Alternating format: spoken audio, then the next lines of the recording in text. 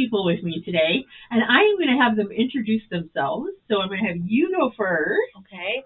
Kathy Williams with Forward Service Corporation, and I'm a career service specialist for Wioa program. Yes, and you are? I am Tim Cordula, and I'm the Safety and Training Development Director with Wioa Trucking and Wioa Driving Academy right here in Marinette. Awesome. And who wants to go first? What are we going to talk about? I'll go. Yeah, you go first. So, yes. A lot of people don't know me because I'm not from Marinette. I actually live about 2 hours from here. But I've been with Wioa since January, and one of my goals, or my main goal, is to build up our CDL training program. So CDL, Commercial Driver's License, it's getting people to drive semi-trucks. Oh my gosh. So we are a state licensed school. Okay. All our instructors are state licensed, and we also follow to the T the federally mandated entry-level driver training curriculum. There's several schools, and I'm not going to name names, but not just in Wisconsin, but throughout the country, that don't follow that. And unfortunately, that's putting unsafe drivers out on the road. Yeah, we were kind of talking about that before the show here, and I found it quite amazing that there are so many drivers out there that are not CDL. They're licensed, but they're not legally CDL licensed? We're running. Yeah, the country's running into that right now with the non-domicile and the English language proficiency executive order that the president recently put out. Mm-hmm. But there's also schools out there that are just training to the bare minimum. Not just those drivers, but everyday Americans. Mm-hmm. They're just not getting the training that they want to, that they need to be getting to be safe drivers. We've made that commitment. We will train to the entry-level driver training exactly the way it's been written. That involves 35 chapters that we cover in the classroom, and it covers the range, which is their backing, their pre-tripping, getting to know the truck, extensive drive time out on the road. We don't release them until they are proficient in all those areas. So if they don't show proficiency, we have that conversation that this might not be for you, but our goal is to get them proficient so they want to continue with this. So is there a certain percentage that these drivers need to be at before they are, I guess, graduated from the program? So in the theory portion, they have to score 80% on all 35 chapters. Okay. And the really good part, this is the part that we really like, is we go through the lectures, but we also allow them to use the book for the test. What that does is it gets them to read deeper into the chapter. Mm-hmm. So as far as the pass rate goes in the theory portion, it's pretty much 100%. They're going to get through it. What's interesting is if they do have questions while they're taking these tests, we're going to answer them for them because we want them to progress and we want them to learn. Whereas some of the schools offer online training, they don't have that chance to answer the question or ask the question, so they just fight their way through it until they score 80%. Yeah. Then we get to the range and the road, and there's no set hours for that, but we're not going to let somebody go until we know, number one, they're going to be safe, and that's the number one priority with training somebody is safety. But proficient. Can they do it repeatedly over several different times that we ask them to do it? Once they get that, we move on, we get to the road, we get them driving, same thing. We all have our bad habits when we drive, right? Okay. Oh, yeah. And unfortunately, we have to spend some time reteaching the rules of the road because some of us get a little complacent in what we do, and we forget that you have to stop at a stop sign, okay, not roll through it. Is that what you do? Did you see me come to work today or what? Not stop on the railroad tracks over on Cleveland Avenue because this is an active crossing. Okay? Right. And what a lot of folks still don't get is the merging process. So when you're going down a highway, everybody that's coming onto the highway expects you to stop to let them in, and that's not true. Okay, that's not true at all. Courtesy, yes, we try to move over if we can, but it's up to you to yield. So we want them proficient in every single aspect that they do, and sometimes it means retraining them in some of the rules of the road, and we're willing to do that. We're definitely willing to do that. Wow, that's pretty cool. That's a lot. I mean, you're teaching them, you're just all of it. What's really exciting and gratifying is when we have a student come in and say, Tim, I'm a better driver in my personal car because of this class. Oh, I can imagine. Not just in the truck, because if they can say that in their car, which is obviously easier to drive than what a semi is, I'm a better driver in my car because of this class, we're doing the right thing. We're definitely doing the right thing. I learned to drive in Chicago. You can tell what kind of driver I am.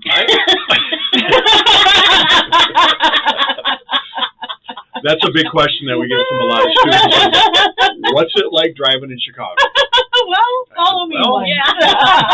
Or let me follow you. Let me tell you what it's like. Because I've got 20 plus years of driving experience. I've been in the industry for 32 years. So I've been to every state in this country with the exception of 7. And my primarily area was East Coast. So I got into a lot of traffic. So I can speak when I teach, I can speak from a lot of experience. And that's what these new drivers want to hear. I can teach all day long how to drive the truck, okay? But if I can't answer a why question, okay, we all have kids. We were just talking about that before the show. What's the very first question a son or daughter asks you when you tell them to do something? Why? Why? I need to be able to answer that. And that's the whole premise behind my way of teaching, is the why behind everything I teach. We teach, not just me. I've got other instructors that are on the team, but we want to make sure that we can answer those questions. If we can't, we're going to find it for them. So how does the structure work then? The classes? Does the course start like every 6 weeks? Is it right? That's a great question. Right now, as we build the school, we're going to start developing a cadence of how we're going to start our classes. Right now, we literally could start every Monday. We could start a new class every Monday because it starts out with the theory. We have enough staff to once that theory class graduates to range and road, we can keep an instructor back to start another theory. So there's a constant rollover. Prior to them getting here, they do have to go to their local DMV and get their commercial learner's permit. Okay, and that requires 3 different tests. There's the general knowledge test, there's the air brakes test, and then the combination vehicle test. They have to be medically certified, they have to pass a drug test, and they have a reasonable motor vehicle record. Okay, and when I say reasonable, it's got to be reasonable. Okay, if somebody has a speeding ticket or a lane violation or a stop sign violation, we can look at that. How far back was it? We can consider all that. That's not a problem. So once they get qualified, they come in for the theory portion. We get them through that. We start the range and the road. So there is a little bit of pre-qualifying, and I know Kathy's going to talk a little bit about that too, how she helps the folks out. We will train anybody from 18 years old all the way up to whatever. There's no age limit. There is no age limit in commercial driving. Okay. As long as you can physically do it, as long as you can mentally do it, and you're qualified, you can drive a semi. Okay. So I love concentrating on the younger generation, 18, 19, and 20-year-olds. The only problem with that is they can't cross state lines. Okay, they can't cross state lines until they're 21. Okay. Nor can they haul freight that crosses state lines until they're 21. And that's what a lot of folks don't understand. Maybe something is built in Marinette and it's going to Milwaukee, that's fine. But if it's built in Marinette, it's going to stop in Milwaukee, but it keeps going to Indiana, that 18-year-old can't haul that freight. So, but I was at the high school just before the school year ended, talked to quite a few folks. We had 3 trucks over there. That was the highlight. Everybody wanted to see what a big truck was like, and we had one of the most technologically advanced trucks with the mirrorless technology that we run on some of our trucks, and it generates a lot of interest. I bet. Who better knows how to run a computer than a high school person? Oh, absolutely. Okay. Absolutely. So when I tell them there's 13 onboard computers with these things, show me. And but with that in mind, we teach the driver to drive the truck. Mm-hmm. We don't let the truck drive the driver. Right. Right. Oh my gosh. So how are you involved in the mix. Yeah. We actually are a partner with them. Okay. So WIOA focuses on in-demand skills attainment to find that permanent position. Okay.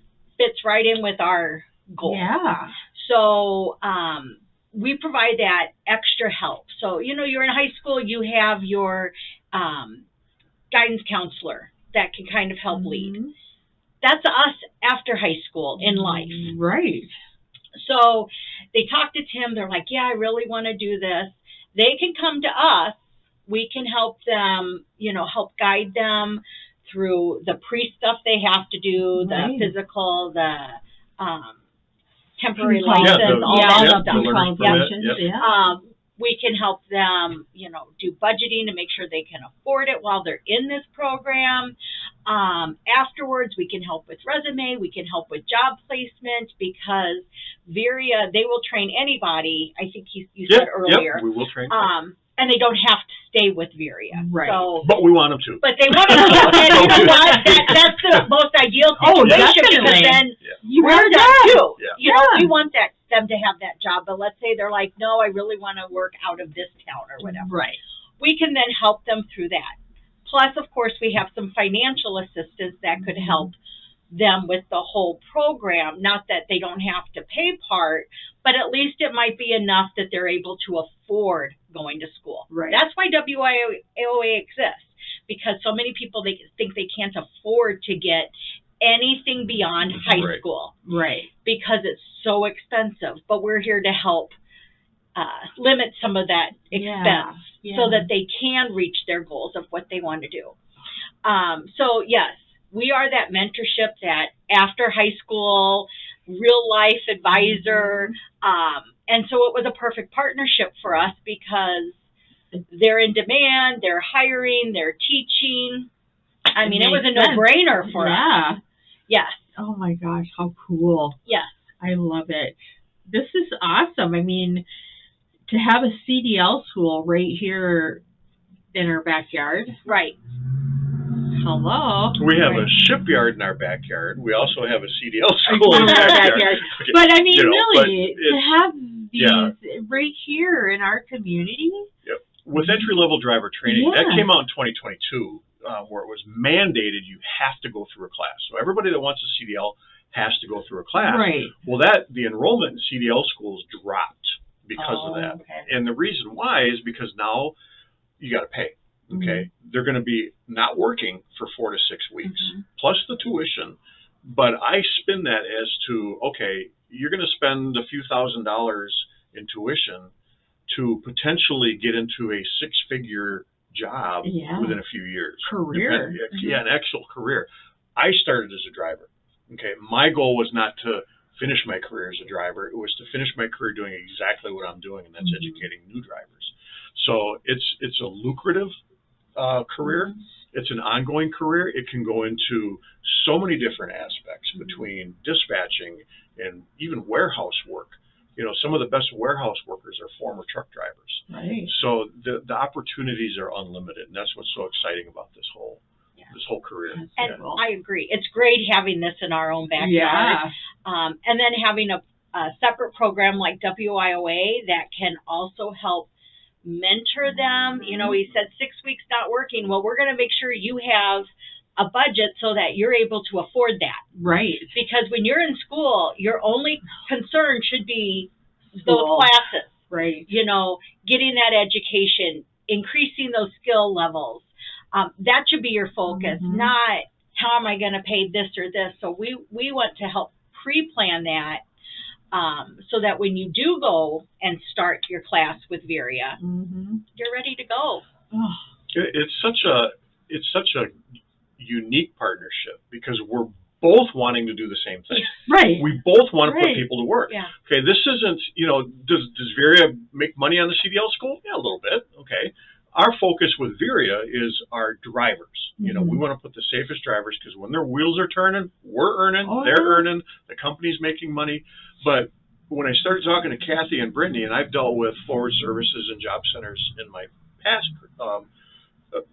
places where I worked, my ultimate goal is to put people to work. That is what I want to do. Right. Put them to work in the trucking industry.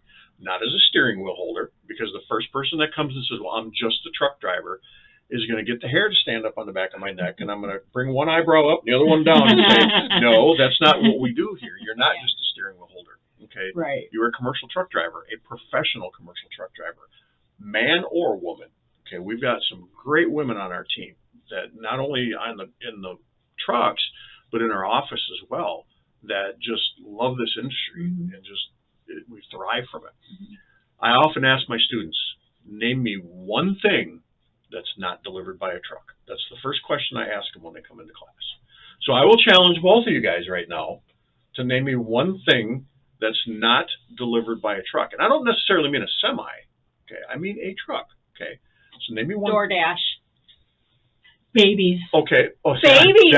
That's even better than mine. That's a common one. But have you seen some of the new ambulances out there? How large they are, and the training that those ambulance drivers have to go through.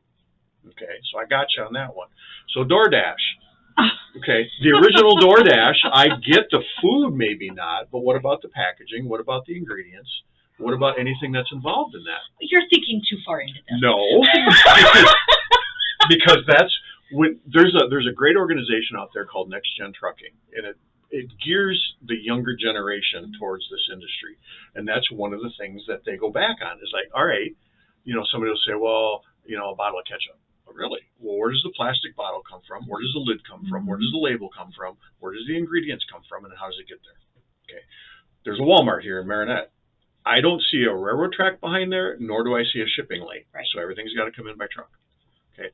All our gas stations around here. There's no railroad tracks and there's no shipping lanes. Everything's got to come in by a truck. When COVID came through, the only industry that stayed alive during COVID was the trucking industry. So you can thank the trucking industry for that toilet paper that you finally got. Oh, you mean the stuff that people hoarded? Yes. So we were running ragged during COVID because everybody needed their supplies. Right. So I love this industry. I've always loved this industry. To have a partnership with Kathy and her team is just extraordinary. Just love every part of it. That's so cool. Yeah. Well, you guys, thank you so much for coming in and sharing this. I mean, I had no idea that this even existed, as we had talked about prior to the program. So you'll have to come back. Absolutely. I'd love to. Tell us a little more about it, and just keep us updated and all that good stuff. Absolutely. And can always reach out to us, too. Yeah. How do they get a hold of you? So the best way is either going to be through VariaTrucking.com or VariaDrivingAcademy.com. Okay. That's all the information is in there, the phone numbers, how to apply. Otherwise, they can reach out to Kathy's office. They can reach out to Brittany, and her number is 920-278-9270. And she's the one that's been working with all of the Varia candidates. So she's able to know exactly what needs to be done. She's got the process all fine-tuned and everything. Of course, you do have to enroll in WIOA, so there is a little bit of a timeline that you have to understand. It's not you walk in and you walk out and you're done, because this is a federal program with federal dollars. Right. So we do have to follow our processes too, but Brittany's got that all fine-tuned and it's not bad at all. No. It's not. So it's just the little things you got to go through. Yeah, if you want the fun, you have to go through the little bit of paperwork. Yeah. But Brittany makes it super easy, and she's the one that has been doing all of the paperwork for anyone going to Varia. So, give her a call. It's been great. Yeah. Absolutely. Awesome. Great partnership. Love it. Love everything about it. Awesome. All right, guys. Well, excellent. We'll be seeing you soon. Yeah. And you guys have a good rest of your day. You too. Thanks. All right. All right. Thanks. Melissa, thanks. It was great. Yeah. Awesome. I'd like